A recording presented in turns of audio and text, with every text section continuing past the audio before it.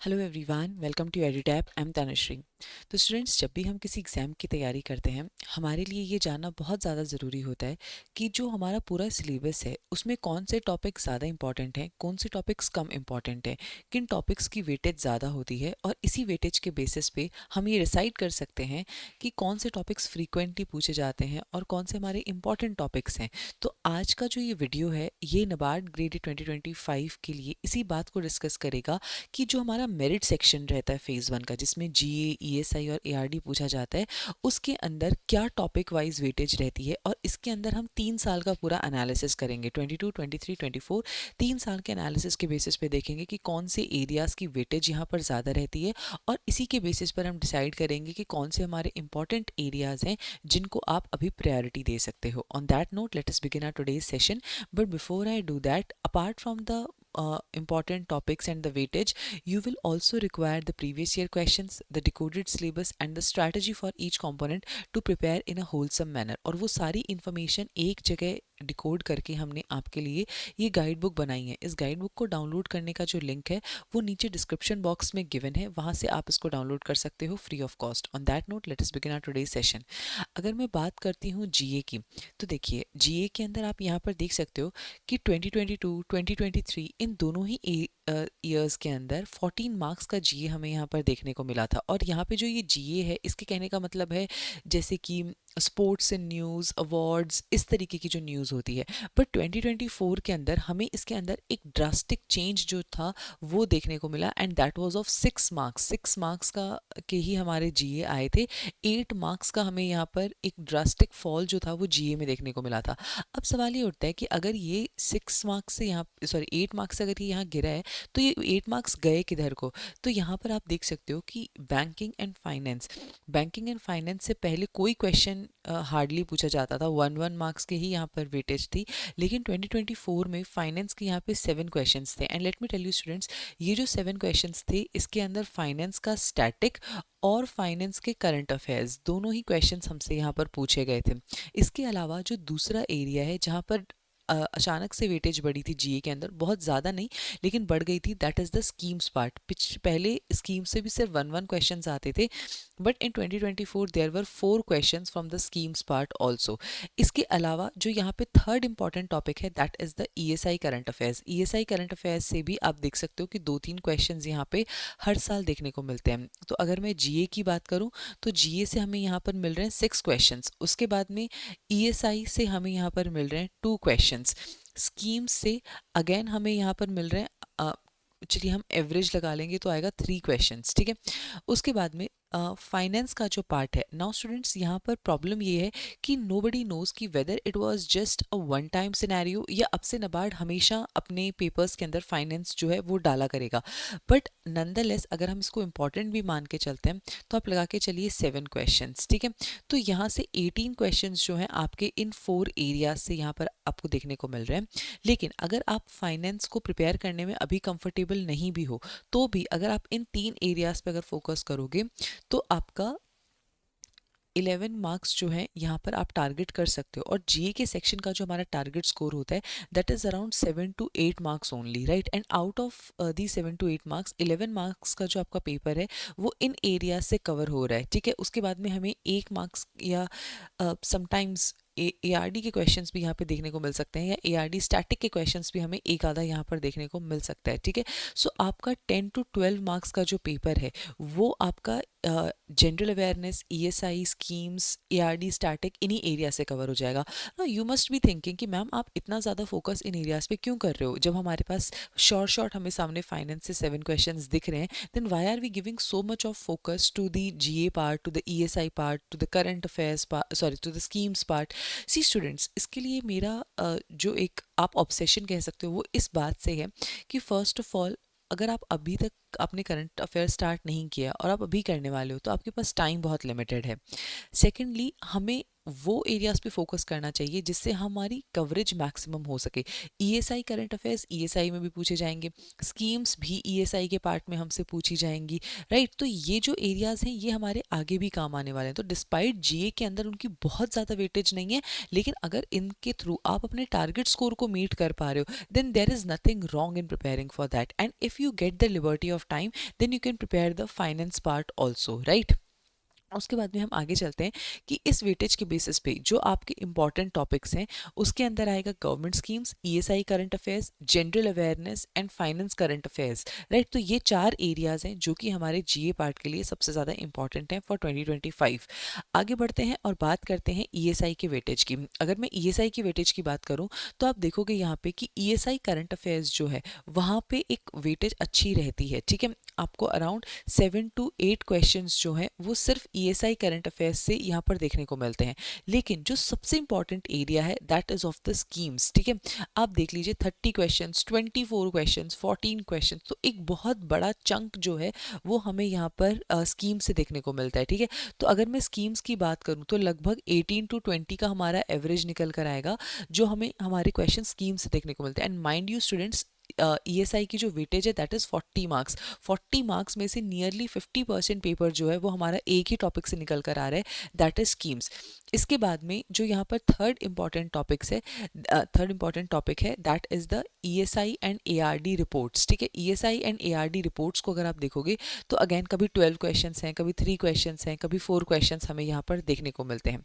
Union budget जो है उससे भी last year there were 5 questions, but budget nonetheless is an important part from our exam perspective, ठीक है। यहाँ पर आपको एग्रीकल्चर करंट अफेयर्स और एग्रीकल्चर का स्टैटिक पार्ट जो है वो भी देखने को मिलता है, क्योंकि एग्रीकल्चर जो है वो ईएसआई स्टैटिक का भी पार्ट है। एंड अगेन अगर आप एग्रीकल्चर का भी देखें यहाँ पर तो अराउंड 2 to 3 क्वेश्चंस का आपका एवरेज निकल ही जाएगा, ठीक है। अगर मैं एग्रीकल्चर की भी बात करती हूँ सो यहाँ पे अराउंड 3 क्वेश्चंस का आपका एवरेज जो है वो एग्रीकल्चर पार्ट से भी निकल कर आ रहा है। There were 2 questions from finance in the ESI also, where is there was none in the previous years, ठीक है। नाउ स्टूडेंट्स, अगर हम इस बेसिस पे देखते हैं तो हमारी जो ईएसआई की इंपॉर्टेंट टॉपिक्स हैं वो कुछ इस तरीके से निकल कर आते हैं। But before I tell you that, अगर आप ईएसआई स्टैटिक को देखोगे तो आपको साफ साफ समझ आ रहा है कि ईएसआई के अंदर स्टैटिक की वेटेज जो है वो बिल्कुल भी ज़्यादा नहीं है। यहाँ पर मेजरली जो हमारी वेटेज है वो करंट अफेयर्स की ही है, ठीक है। On that part let us talk about the list of important topics. तो अगर आप करंट अफेयर्स प्रिपेयर कर रहे हो तो आपका सबसे पहला फोकस जो है वो गवर्नमेंट स्कीम्स के ऊपर होना चाहिए, यूनियन बजट पे होना चाहिए, ईएसआई के करंट अफेयर्स जो हैं उनके ऊपर होना चाहिए, नबार्ड एनुअल रिपोर्ट या जो हमारी एग्रीकल्चर की रिपोर्ट्स हैं उन पे होना चाहिए, और एग्रीकल्चर के करंट अफेयर्स के ऊपर होना चाहिए। These are the important topics जिनके ऊपर आपका फोकस होना चाहिए as far as the ESI current affairs is concern. Static part students, अगर आपको थोड़ी भी नॉलेज ईएसआई स्टैटिक की है, अगर आपने किसी और एग्जाम के लिए पहले प्रिपेयर किया है, या अगर आपने ग्रेजुएशन में कभी इकोनॉमिक्स को पढ़ा था, अगर ऐसा कुछ सीन है तो फिर आप ईएसआई स्टैटिक अभी मत फोकस कीजिए, अभी आपका सारा ध्यान करंट अफेयर्स के ऊपर होना चाहिए। बट अगर आपको फिर भी लग रहा है कि नहीं मुझे ईएसआई स्टैटिक कवर करना है या मुझे बिल्कुल भी नहीं आता है इसलिए मुझे ईएसआई स्टैटिक के बारे में पता होना चाहिए, so here is a list of important topics that you can prepare. The first one is the measurement of growth, payment of balance of payment, sorry, inflation, monetary policy, physical policy, employment generation and poverty alleviation, rural banking and financial institution. So ये सारे topics हैं ESI के अंदर जो आप static part के लिए prepare कर सकते हो। आगे बढ़ते हैं और अब हम देखते हैं कि एआरडी के अंदर हमारी जो वेटेज होती है वो कहाँ रहती है। सो अगेन जो हमारा ईएसआई का पार्ट था उसी की तरह यहाँ पर भी हमारे पास स्टैटिक भी होता है और करंट अफेयर्स भी होता है। अगर आप ईएसआई करंट अफेयर्स को देखोगे so in 2024 there were 9 questions, in 23 there were 8 questions and in 2022 there were 11 questions, ठीक है। सो लगभग हमारे 9 to 10 क्वेश्चंस जो है हमें एआरडी के करंट अफेयर्स से देखने को मिलते हैं आउट ऑफ 40, और उसके बाद में जो 32 क्वेश्चंस होते हैं they are from the static part. तो ये हमारा रेशियो रहता है कहीं ना कहीं स्टैटिक और करंट अफेयर्स का इन द फेज 1। अब अगर मैं स्टैटिक की भी बात करूं सो लेट अस सी कि कौन से ऐसे टॉपिक्स हैं जहां से हर साल क्वेश्चंस पूछे जाते हैं। तो स्टूडेंट्स, अगर आप यहां देखोगे तो सॉइल एंड वाटर कंजर्वेशन हर साल यहां से 4 से 6 क्वेश्चंस पूछे जा रहे हैं। उसके बाद में वाटर रिसोर्सेज एंड मैनेजमेंट से हर साल क्वेश्चन पूछा जा रहा है। प्लांटेशन एंड हॉर्टिकल्चर क्रॉप से हर साल क्वेश्चंस आ रहे हैं और ये काफ़ी अच्छे नंबर के क्वेश्चंस आ रहे हैं। And let me tell you students, this is a easy chapter, बहुत मुश्किल चैप्टर नहीं है ये। एनिमल हस्बेंड्री एंड पोल्ट्री को अगर आप देखोगे तो 4 से 5 क्वेश्चन हमारे हर साल यहाँ से आ रहे हैं। अगर आप इन क्वेश्चंस को प्लस करते हो 4 एंड 3 7 10 एंड 19, तो 20 क्वेश्चंस हमारे इन 5 चैप्टर्स से बन गए थे इन दी 2024 पेपर। एंड सिमिलरली बाकी सारे ईयर्स में भी रहे होंगे कि 15 to 20 क्वेश्चंस तो आपके इन 5 एरियाज से ही बन रहे हैं। And apart from that you have current affairs of 9 to 10 weightage also. इसके बाद में और कौन से चैप्टर्स हैं आप यहाँ देखोगे तो एग्रीकल्चर एक्सटेंशन से हर साल 1 से 2 क्वेश्चन आ रहे हैं। तो और ये चैप्टर बहुत ही छोटा और बहुत ही आसान चैप्टर है। सो आई थिंक कोई भी इंसान अपनी समझदारी से इस चैप्टर को तो नहीं छोड़ के जाएगा।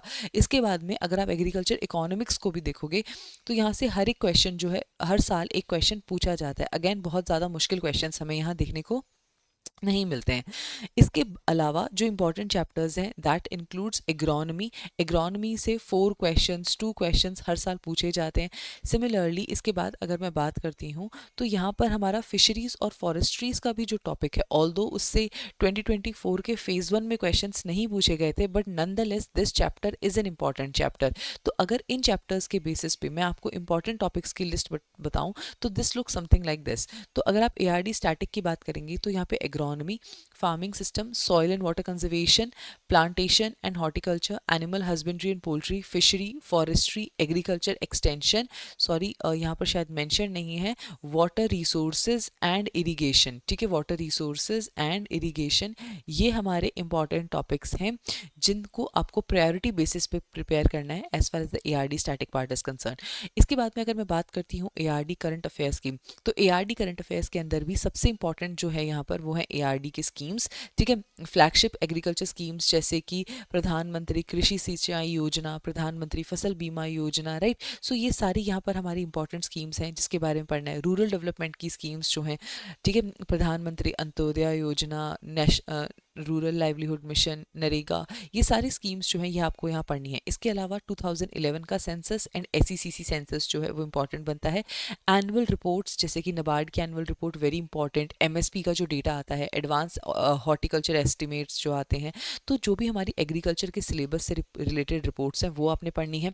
नाबार्ड की जो एनुअल रिपोर्ट है वो यहाँ पर आपने कवर करनी है। और बजट और इकोनॉमिक सर्वे तो आपने कवर करना ही है क्योंकि ESI में भी वो पूछा जाता है और एग्रीकल्चर में भी पूछा जाता है। तो स्पेशली जो इकोनॉमिक सर्वे का जो एग्रीकल्चर वाला पार्ट है, बजट के अंदर जो एग्रीकल्चर को एलोकेटेड बजट है वो सारा आपको अच्छे से पता होना चाहिए। So these are the important topics as far as the ARD is concern. So students, with this we have discuss the complete weightage कि ईयर वाइज हमारे किन किन एरियाज की क्या वेटेज रही है और उस वेटेज के बेसिस पे कौन से टॉपिक्स हैं जो आपके लिए नाबार्ड 2025 के पर्सपेक्टिव से ज़्यादा इंपॉर्टेंट है। I hope this video was helpful for you. Now students, if you are interested in any paid mentorship, then you can visit our website edutab.in. Here we have dedicated courses for the NABARD grade A exam. So the first course that we have recently launched is a NABARD grade A phase 1 and phase 2 live crash course. And students, in this crash course we are going to teach you all the topics in a comprehensive manner through the live classes. Apart from that, summary sheets, that is the notes for those topics, will be there. The chapter wise quizzes are going to be there. Solve previous year questions, full length mock test, each and everything will be a part of this live crash course. Apart from that, there is an 11-hour trial course as well, and in this 11-hour trial course you can basically check the quality of deliverables that we provide in our other courses.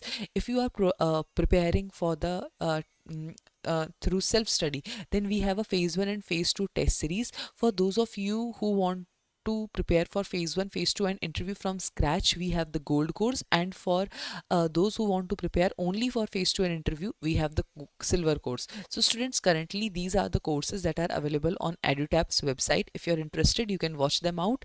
On this note, I am ending this session here. Thank you so much and I wish you all the very best.